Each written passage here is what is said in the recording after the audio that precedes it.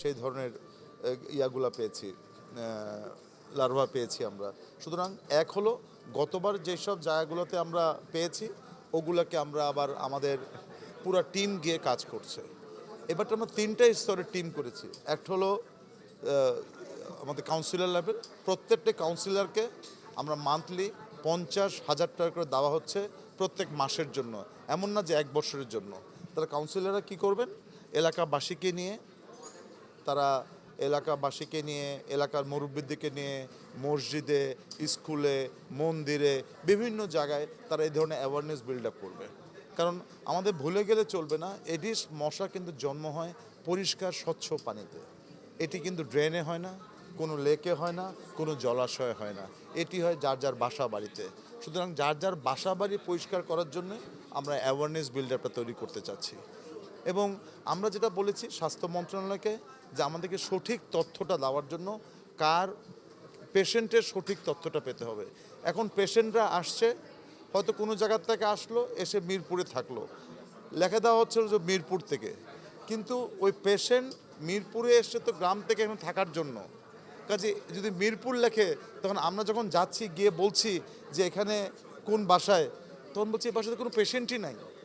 আমরা বললাম কেন, আমাদের যে স্বাস্থ্য মন্ত্রণালয় বলেছে যে এই এই এই জায়গাতে, তখন পরে যখন ওখানে গেলাম ওনারা জানেনই না। সুতরাং আমরা বলতে চাচ্ছি যদি আমরা সঠিক তথ্যটা পাই, সঠিক অ্যাড্রেসটা পাই, তাহলে সেই বাড়ির পেরিফেরিতে গিয়ে আমরা ইমিডিয়েটলি প্রথম অবস্থায় 200 মিটারের মধ্যে আমরা ফগিং করে দিতে পারি, ওই জায়গাটা ক্লিন করতে পারি আমরা। কিন্তু এই ধরনের সঠিক তথ্যটা কিন্তু আমাদেরকে এখন সবচেয়ে বড় চ্যালেঞ্জ হয়ে দাঁড়িয়েছে। এছাড়া আমরা এপ্রিল মাসের 27 তারিখ থেকেই আমরা প্রত্যেক ওয়ার্ডে ওয়ার্ডে, প্রত্যেক বাড়িতে বাড়িতে গিয়ে আমরা সেই ধরনের ক্যাম্পিং করছি। চিপসের প্যাকেট দিলে 1 টাকা, ডাবের খোসা দিলে 2 টাকা, একটি কমোড যদি আমাদেরকে দেয় তাহলে 100 টাকা, একটি টায়ার যদি আমাদেরকে দেওয়া হয় তাহলে 50 টাকা। এই ধরনের ক্যাম্পিং কিন্তু আমরা করছি অ্যাওয়ারনেস বিল্ড আপ করার জন্য।